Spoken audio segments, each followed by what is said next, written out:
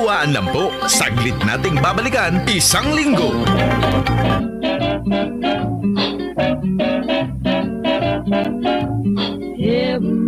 Nung namulat ang mata ko, 16 ang lola ko. Oh, ba't ka tumatawa? Kaya, nung hirap na siyang maglakad, governor pa rin, hindi ako makapagpigil. Nagtanong ako, Lolo, ba't ang dami kong lola? Sabi niya, ayan ang mga tumulong sa akin ng tiyempong hapon, kaya hindi ako nahuli ng hapon. Ayun, Lolo, anong pakialam ng tumulong sa'yo ng tiyempong hapon? Hindi ko talaga hininto ng katatanong kung ilang linggo ko siya tinatanong. Then hanggang siya nabuisit na, then sinabi niya, yan ang mga tumulong sabi sa akin. Silang nagtatago sa akin kaya pag nako-corner na ako ng hapon. Guerrilla, nakakalusot pa ng guerrilla, siyang leader ng guerrilla. Leader ng guerrilla. Eh bakit nga ang dami kong lola? Kasi pagkatapos ng gera, binalikan ko yung magaganda. Oo. Nagpasalamat. Nagpasalamat siya eh. Nagpasalamat eh. Oh, dance with me.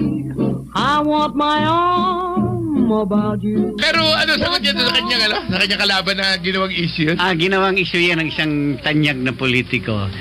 Nasabi niya, sabi ng kalaban niya, pag kayong boboto dyan kay Escudero.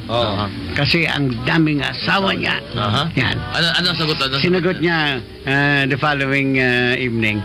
Ano kasi yung pogi yun, mga 5'11". Malaking malaki. Eddie Garcia nga eh. Eddie Garcia, Escudero. Yan. Tumindig siya paharap, then tumindig yung profile. Then sabi niya, masisisi ba nyo ang mga babae kung nagustuhan nila ako? Hindi tamanan, pabiro. Totoo naman, hindi ko pinagkakaila. Pero pag nakakuha siya dyan sa isa sa 16 na hindi masaya, ako'y magbibitiw na. Yun! Nakita mo naman todo ha? Idol talaga naman. Ang final punch niya ganito. Hindi gaya ng aking katunggali. Iisa lang ang asawa, hindi pa masaya.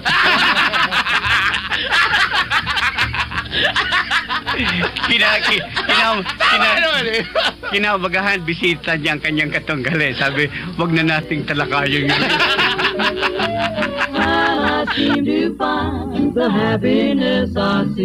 Kayo rin yun. Mas malabo yun. Parang nagkukunyari kayo. Sabi na kaibigan natin si Butch Fernandez, yun ang secret. A happy wife is a happy life. Ako din naman, naniniwala ako dyan. Ba't tumataas ang boses mo? Parang hindi Kasani.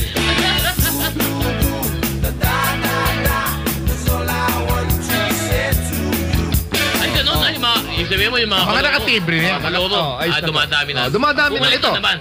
Isang kaibigan natin na palagi nakikinig dito sa Karambola. Sabi niya, kapatid, dumadami na naman ang bus. Kasi nga halatang-halata doon sa announcement.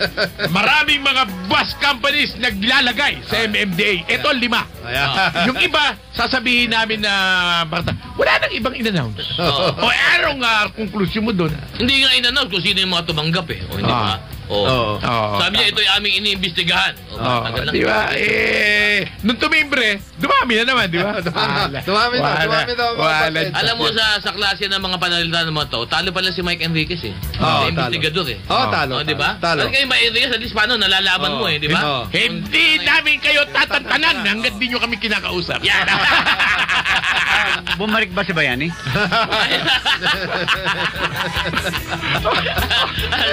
Si Kong Lani, ha?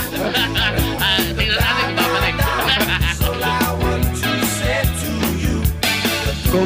Yung mga lupa, dinonate ng mga...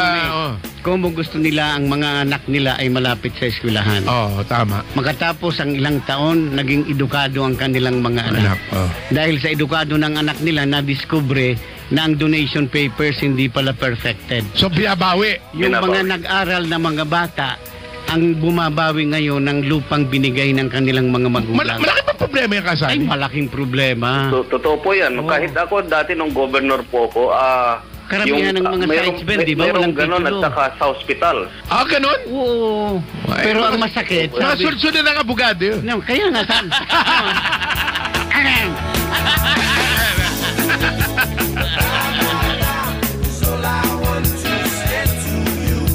Alam mo ba, hindi pwedeng ibahin yun eh. Sa summer, universally, lahat ng estudyante, summer ang bakasyon.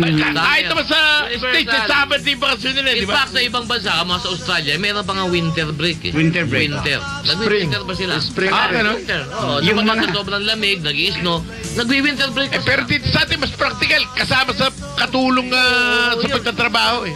Akalain mo kung kombinasyonin mo yan, gagawin mong Septyembre, hindi nakatulong ng mga magulang ang kanilang mga anak, dadagdagan mo pa ng 2 taon. Patay ka Wala lang. rin din papasok yan. Diyos ko. Hindi kaya ng mga magulang ang magpapasok ng ganun. Saka yung mga nagpapanukalang September, magsabi na kayo ng totoo. Gusto nyo, yung mga anak ninyo makapasok sa Amerika. Oo. Oo, para synchronize. Synchronize, isi-synchronize kayo. Ano, di man ng ilang buwan? Para galing dito kung saan diretso na, no? Huwag Paano natin sa gawing September? dahilan yung klima. Yung bagyo, hindi dahilan yun. Hindi. Babayan ang sistema ng edukasyon, kailan magbabago, kailan kalalaya sa kolonyal na isip mo, kailan ka asenso, kailan matututo. Ay, Si Nando, Nando, citizenship. citizenship. Pero sa itsura sa litrato, mukha talagang Ispanggol. Ispanggol talaga yun. Ispanggol talaga. Kaya, Ispanggol talaga yun. nung naglaban yan, saka yung father ni Al Francis, Bichara. Bichara, sabi ng father ni Al Francis, classic ito. Sabi niya, mga kababayan, boboto ba kayo dyan sa lahi ng nagpapatay kay Rizal? Kasi Kastila eh. Kastila. Ang sagot. Yung sagot naman ni Don Fernando, sabi niya, mga kababayan, humihingi ho ako ng patawad at pinapatay ng lahi namin si Rizal. Pero siguro naman kaya nyo akong patawarin. Hindi gaya ng ating katunggali na isang Hudyo, ang pinapatay ay si Heso Kristo.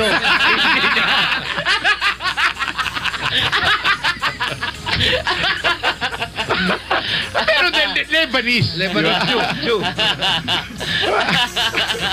Kudyo. Vamos a tequila, señorita bonita. I really need it now. No tengo dinero, caballero. Say, can we work it out? Karambola!